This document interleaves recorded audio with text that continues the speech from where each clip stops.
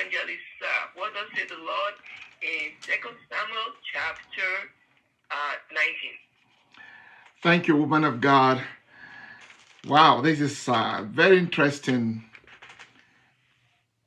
Excuse me. This is a very interesting chapter. Very interesting. Because in this chapter, in this Bible exposition on 2 Samuel 19, we are dealing with crisis and conflict resolution. That's the central focus of the chapter. The way I want us to see it today will be in a more practical sense, in the sense that it could apply to many of us, especially those of us in leadership, because crisis and conflict, they arise from time to time in the lives of people, especially in the life of those in leadership. It is the responsibility of the people, especially the leaders, to rise up to resolve those crises and the conflicts in the spirit of wisdom, directed by the Spirit of God. We should be careful at times of crisis, we should be careful not to allow emotions prevail over our right judgments. And we should not sweep things under the carpet. We should rather resolve them peacefully. When there are crises and conflicts, the cardinal thing to do is bring people to a place of peace. Peace should be the greatest thing that should be our focus when we come to a time of crisis. You know, you may have some ideas of things that may be right, things that may work, but many times what is better is things that will bring peace. Because when there is peace, other things can be resolved. So this chapter deals with the diverse issues that came up in the life of David and the people of Israel immediately after the civil war. After the battle was fought and won. But you know, when you think that the battle was just the battle between the army of Absalom and the army of David, that wasn't all. There was a part of the war that was fought in the battleground. But there was another battle that was raging, about to be fought. That was the battle to restore the king to the throne. Because he had lost the throne. There was a coup that took him out. He has been out of Jerusalem. Now, although Absalom had died, there was another battle that was needed to be fought. The battle to restore David to the throne as king of Israel.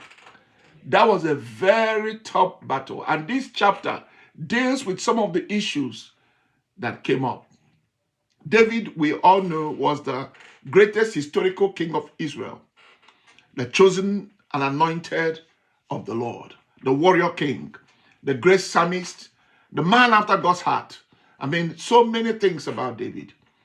But one thing we also knew was that David was not a perfect man. He had some weaknesses, and the devil took advantage of those weaknesses to try to degrade his righteous walk with God and undermine his leadership.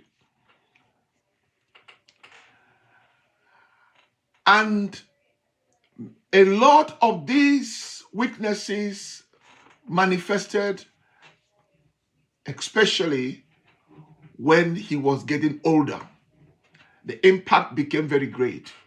His influence in the nation waned. The worst of the manifestation of that weakness was revealed when there was a rebellion in his government led by his own son, who stole the heart of the people, and Israel turned their back on King David and followed after his ambitious son, who became the king, but his throne did not last.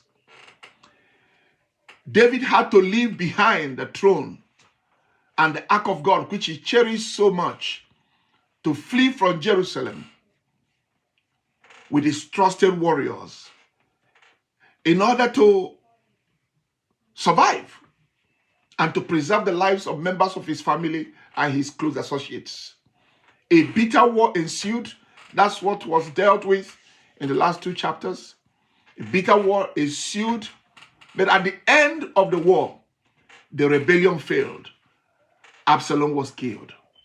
That's where we saw 2 Samuel 19.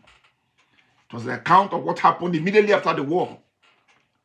The end of wars are normally marked with joy and celebration by the victors.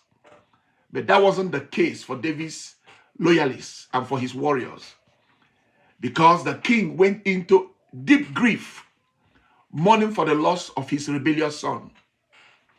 Verses 1 to 4, I target the grieving king and the subdued people. The grieving king and the subdued people. That is verses 1 to 4. The whole scenario exposed the weakness of the aging king, David. The grief of David negatively affected the atmosphere in the land and made the loyalists of David, who were supposed to be celebrating the victory of a hard-fought bitter war, to be subdued into shame because of the sorrowful mood of the king. David's reaction was natural for a loving father who lost his son, but the attitude portrayed that he placed personal interest above natural interest. He let his emotions override his judgment, considering that Absalom had brought him and the nation so much pain. Absalom summarily murdered Amnon, his elder brother, who was the heir apparent to David's throne. He did that to revenge the rape of his sister Tamar. And he executed a coup against David and temporarily exiled his father, King David, from the throne, and shamed David terribly by raping his wives in broad daylight. David's mourning of Absalom, above the death of thousands of his countrymen who lost their lives in the bitter war, which was caused by Absalom himself, was highly unreasonable. But that also indicated that David must have been feeling that he shared some guilt in the problems that were in his family and which now engulf the entire nation. That's still part of what we encourage. When you have problems, deal with those problems, little problems in the family, little problems in your business, little problems, deal with them when they are still little. Because if you don't deal with them, the enemy will make them to grow and spread and impact so many things. The little problems in David's family spread to the entire nation and cost the life of so many. Now, when we go to verses 5 to 8, we now see there what I call the firm general and the king. David had a very strong general. The name was Joab. Meanwhile, you need to know that Joab was his first cousin. But he was a great commander of David's army. And he won that position through his exploits, because he was the one that, when David was not ready to attack Zion, he said, anyone who attacks Zion and defeats it will become the commander of my army. And Joab rose up, overtook Zion, conquered the city, took the stronghold, and then he was made the commander of David's army, the great army. Indeed, he was the commander of that army that had the 30 mighty men. So Joab was a strong general, and for many years so loyal to David. And now when this conflict, this battle came with Absalom, because David was already aging, the soldiers didn't want him to be in the war. It was really Joab that took the responsibility of taking the army to crush the rebellion. Now that the battle had been fought, it was as if David's attitude, by mourning his son so terribly, was now defeatist to the entire purpose. And Joab had to rise up as a strong general to save the day. He knew that what their people needed at that time was to be in the upbeat as winners of the war, because the conflict was still not over. Although they have won the physical fight that defeated the army of Israel, there was another fight, a diplomatic war that would take David back to the throne. And that was not going to be an easy fight. The grief of David was not helping in that war. Joab had to take a stand to confront David, although the confrontation seemed to have gone beyond respect. There was a lot of disrespect. It was very harsh on David. But he had to take it in that way in order to make David to wake up to the fact that he needed, that the army that supported him and helped crush the rebellion needed something positive at that time. So Joab rebuked David very strongly. And to be honest, it seemed as if the rebuke worked like magic, because David humbled himself, took the correction, he stopped mourning, he went and sat back on the throne, and the people came and began to do their obedience to him and worship him, and it seemed as if matters has resolved. But it was obvious that in the heart of David, David did not take that rebuke very kindly with Joab. But he knew that it was something that could save the nation.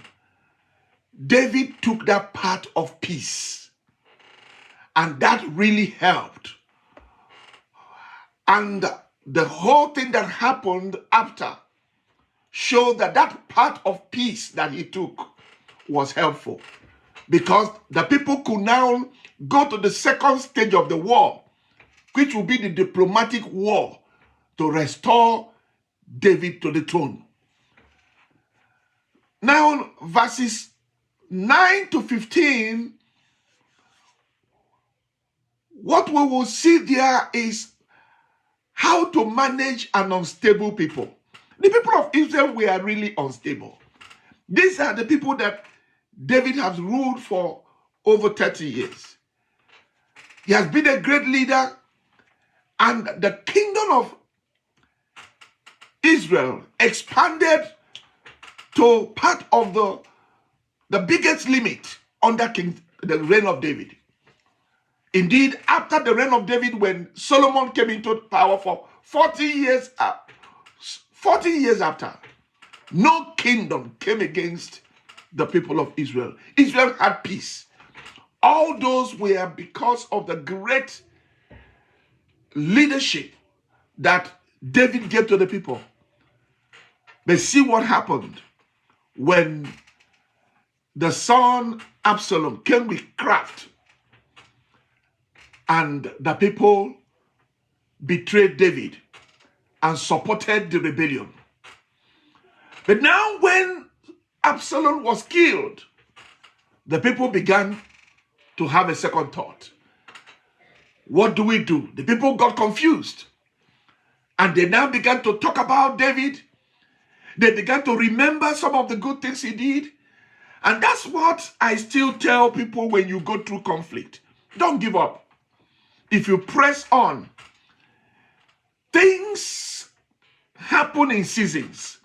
There are some seasons that are harsh and difficult.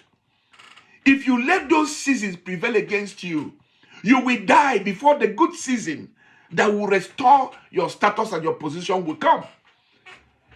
It was because David survived the rebellion. Some people could have given up. David could have given up. And if he had given up, Absalom could have both killed him and killed his men, and his era would have ended abruptly. But because he stayed strong and survived the rebellion, he was able to see a new season of the hearts of the people turning back to him. They remembered the great times he saved them from the Philistines. And then they began to open up themselves for opportunity to restore him. And that moment needed a lot of moves. Strategic move for diplomacy. And David played that well. In some measure. He played that well in some measure, but not perfectly. It was good that he came out of that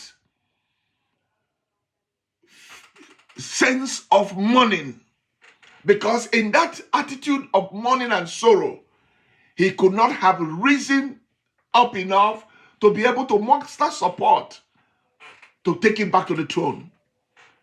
But now he had overcome that emotional outburst that came initially with the death of his son. He was more strategic. And what he did was to focus on the easy path for restoration for him to the throne. Although what he did was a shortcut, it wasn't the best path for restoration, but it was a shortcut. And that shortcut was not perfect. But he decided to go after the tribe of Judah. The tribe of Judah was the tribe from where himself came from. He took the spiritual leaders in the land, Zadok and Abiathar, to lobby for support from the elders of Judah to help him regain the throne. He had to use the proper diplomatic language. You know that when he has suffered betrayal from his countrymen and suffered a lot of disappointment from many of his trusted men who went to support Absalom, if David had come with an attitude of vengeance and an attitude of trying to pay back those who did some wrong things against him, he wouldn't have been able to win back the throne. He had to go, lower himself down, go back to his own tribe people, and began to woo them. He said, you are the bone of my, you are my bone and my flesh. And was asked, he said, well, why are you the last to bring me back? The people of Israel are already talking about bringing me back to the throne. Why are you not yet talking about that? With that kind of sentiment, the people of Judah, of the tribe of Judah, came to David's side. And David also did another thing. He made a big offer to the commander of Absalom. He told him that he is going to make him his general in place of Joab, because he believed that Joab was becoming overbearing on him. You know that Amasa, who was the commander of Absalom's army, was loyal to David at the time. And he was also one of the most prominent commanders of the people of Judah. And he was the commander, general commander that Absalom appointed over the army of Israel. The same army that David fought a bitter war with. David promised the commander to make him his next general. I didn't think that was a wise decision. But David must have felt that it was an easy path to get the support of Judah. I call it a shortcut, because many times we take shortcuts in resolving issues. But what happens is that when you take a shortcut to resolve issues, many other issues will arise, and the shortcut will fail in the end. The first thing that happened was that the tribe of Judah gave solid support to David, but it affected the unity of the nation. And also, that move cost the life of that man, Amasa, the commander of Absalom's army, because soon after, Joab assassinated him because he felt he was a threat to his position as the general of David's army. When you now go down to verses 16 to 30, we now see conflict resolution in crisis situations. There were other conflicts that were rising up around David after the war had been fought and won. And David had to resolve them. And it was good that David resolved many of these amicably. It is always a mark of good leadership to be able to resolve conflicts when they arise and to resolve them peacefully. Peace is always the most important thing, not anyone's benefit if it will cost the peace of the people. A leader needs to be in a stable mind to be able to bring this peace. And David needed that, and it was good that at that time, David was able to rise on some of these issues, and he was able to deal with them. One of them will be seen in verses 16 to 23. It was to deal with a reckless mocker, ruthless mocker against David, a man of Benjamin called Shimei. Shimei was a man, a relative of King Saul. When David was fleeing from Jerusalem because of the rebellion, he came and attacked David with curses and a lot of rebuke, mocking him, throwing stones at him and at his men. It was very disgraceful. Indeed, at the time, one of the soldiers wanted to kill the man, but David said, "No, don't." But immediately, David was now returning victorious. Shimei came back. And when he came, he didn't come alone. He came alongside with the people, the tribe of Judah, who had already settled peacefully with David. And then he came also with 1,000 Benjamites, his own tribal men. And he came pleading, asking to be forgiven. Indeed, one of the warriors of David, Abishai, the brother of Joab, asked David for the permission to kill him, to execute him for his insolence against the king. But David stood up, rebuked Abishai, and said, this time what is needed is peace at every cost. It was peace at all cost. And David was right on that. It wasn't a time for vengeance. The time of victory is not always a time, it's not a time for vengeance. It's not a time for vengeance. But it's normally a time of reconciliation, a time for peace. And that was what David took as the priority. And he paid off. Because that was how, because if they had gone to kill Shimei, there may be other conflicts, because Shimei had with him 1,000 Benjamites. By forgiving Shimei, David was able to not only get the support of Judah, he also got the support of the Benjamites who were already living, a lot of the Benjamites were living among the people of Judah. So that was very important. And David also used that opportunity to make a positive confession, because from what David said, it showed that David saw the return of Shimei to plead for forgiveness was a sign that the move to restore him to the throne was already won, even though it was still in the process. Because in verse 22, David made a confession. He said, for I do know that today I am king over Israel. Seeing my mockers coming to bow to me, I believe that war of winning back the throne has been won. And it was a confession of faith.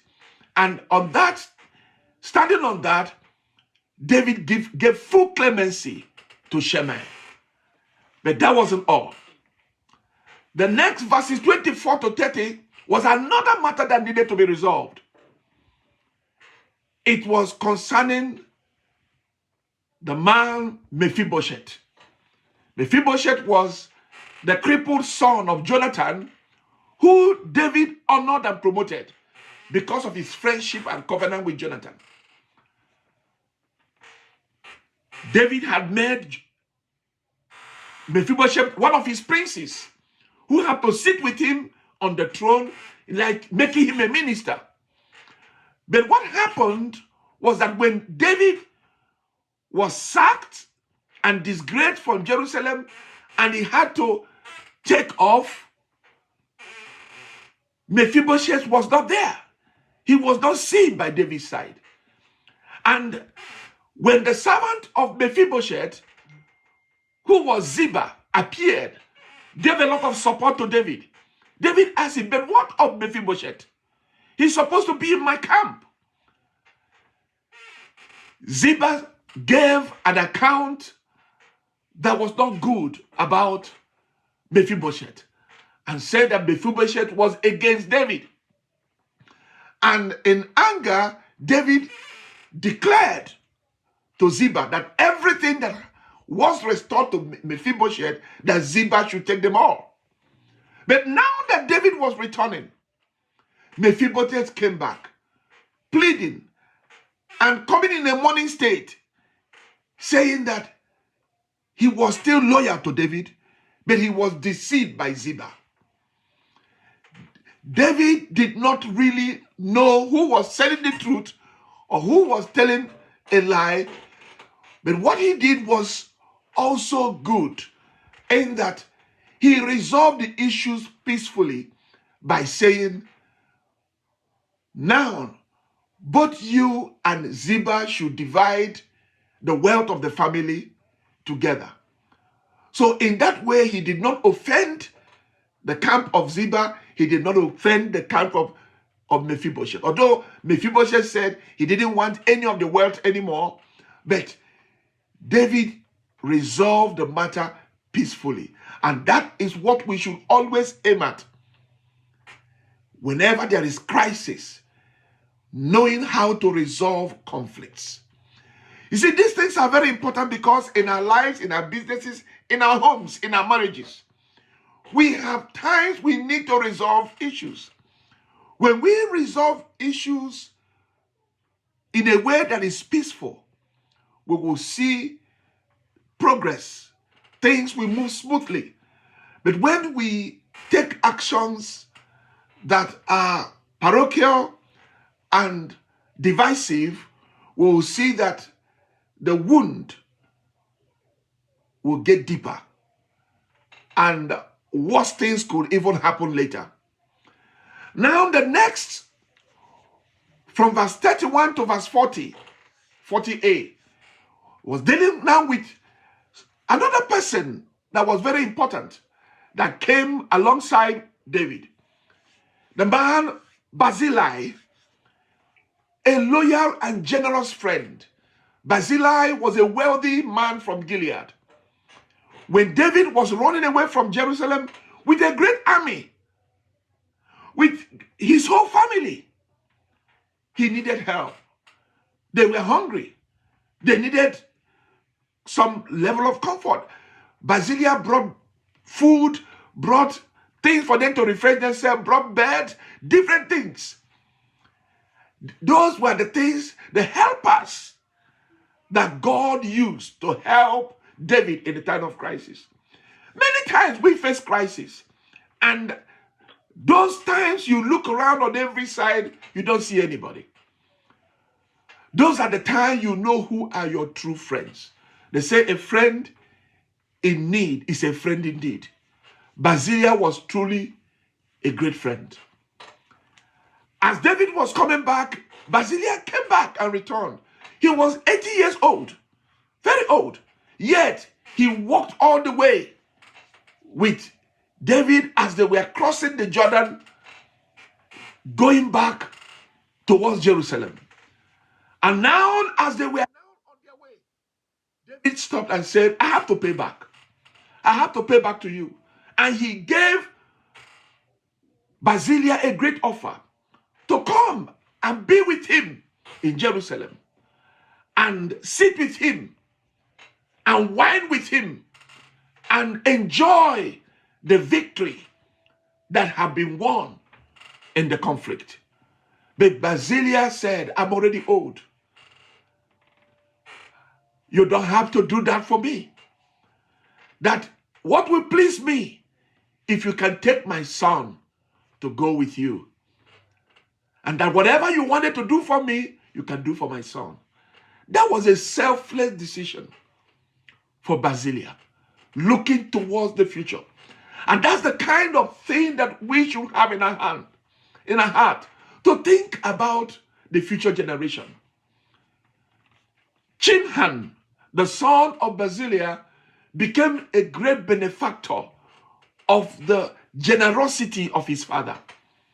And that's what God is looking forward in our generation, that our children will receive from the goodness, the great things that we have done. Chimham was a benefactor of grace.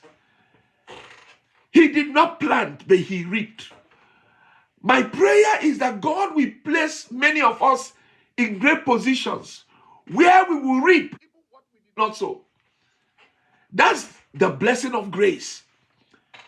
Chimham enjoyed that grace because somebody paid the price, just like Jesus paid the price for our salvation. And today, we are receiving the fullness of the pleasures of glory because Jesus paid the price and we have accepted him by faith. Finally, verses 40 to 43 reveal something that was troubling. Indeed, that passage ended in a little bit of a troubling way. I call it the brewing storm of division in Israel. That's the last 4 verses of chapter 14 showed a brewing storm. The tribe of Judah, they were solid in leading the return of King David to Jerusalem. But it was only half of the 10 tribes of Israel that came along. Meanwhile, we should understand that the tribe of Judah had already assimilated the tribe of Simeon. So it was like it's two tribes becoming now known as the tribe of Judah.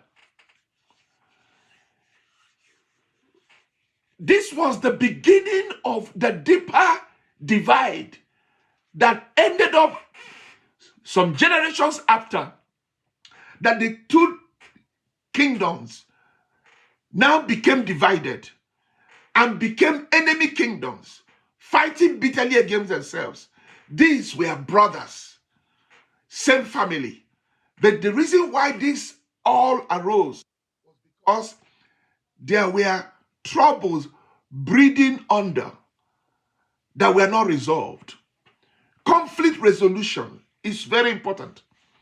That's why today there are so many marriages that are broken. There are many families where children don't talk to their parents anymore.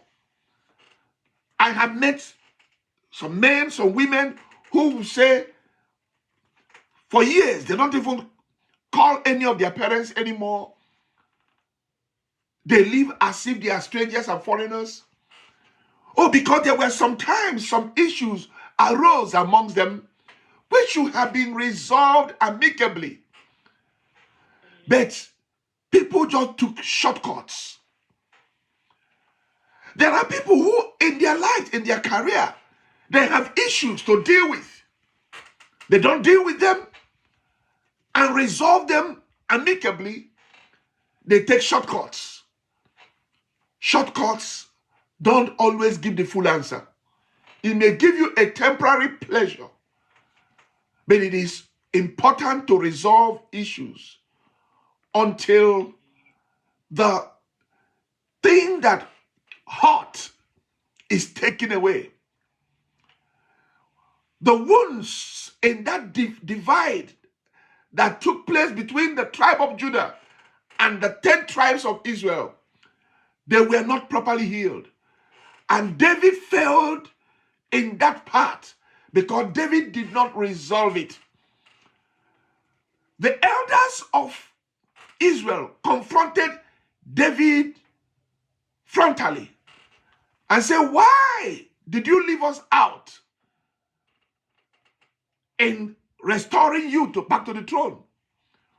We were the ones that started talking about it first." But the tribe of Judah didn't help matters. Tribal sentiments, they are the things that divide nations, divide people, divide church. There are churches where the church may be together, but underneath there are tribal sentiments. People with parochial views, people with different camps, they hurt the unity. They bring offenses that are not resolved. And a true leader should, in the spirit of leadership, resolve those issues, because when you don't resolve them, they will end up eating you up in the future. Now, these issues were not properly resolved, and they hurt Israel so much because when the people began to speak, they began to speak very bitterly. The people of Judah said, "He's our brother. He's from our own tribe. We are same flesh and blood."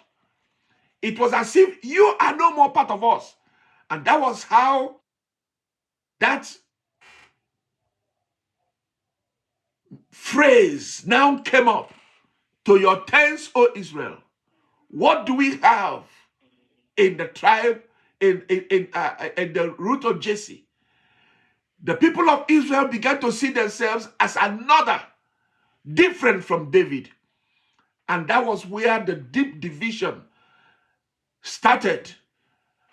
And it went on after the reign of Solomon, when the grandson of David came to the throne, he couldn't handle it anymore. Rehoboam. The kingdom became divided, and 10 tribes broke out of Israel.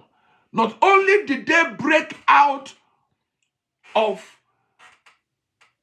the United Kingdom, they also broke away in their faith and made idols to worship. The 10 tribes began to worship idols, and it was only the tribe of Judah and also the Simeonites who had integrated with them that remained the tribe of Judah, the kingdom of Judah, that retained the temple and were worshiping God together. Now we see these things, they teach us a lot. The Bible said in Hebrews chapter 12 verse 14, pursue peace with all men and holiness, without which no man will see the Lord. If we can pay the price for peace and end offenses, I know that there are many times we tell people, don't take offense, don't take offense. But if you're a leader, you should do more to make sure that offenses end. One of the weaknesses that David had in his reign was not just because of the time where he fell to carnal sins, was the fact that there were times issues came up in his family and in his nation that was bringing division. He didn't go the extra mile to resolve them. And that ended up eating deep and destroying the unity in that nation. May God help us in our lives, in every dealing in our life. Deal with issues. Pay the price. Don't always just take the shortcut. Take the long route of getting every part of the issues resolved. Try to get the strategies of brokering conflict resolution, especially when it comes between wife and husband. You have issues. Don't just sweep them under the carpet. Resolve them. Issues with our children. Don't just pray and forget about them, feeling that time will get them to heal. Sometimes there are things that time don't even heal. Pray for the wisdom to resolve the issues. May God help us in this work, especially when crises come. We'll be able to restore peace. When we have the Prince of Peace being the author and finisher of our faith, we can have peace in our home, peace in our ministries, peace in our churches, peace in our groups, and peace with our children, and most especially, peace with our God. May the Lord bless us in Jesus' name.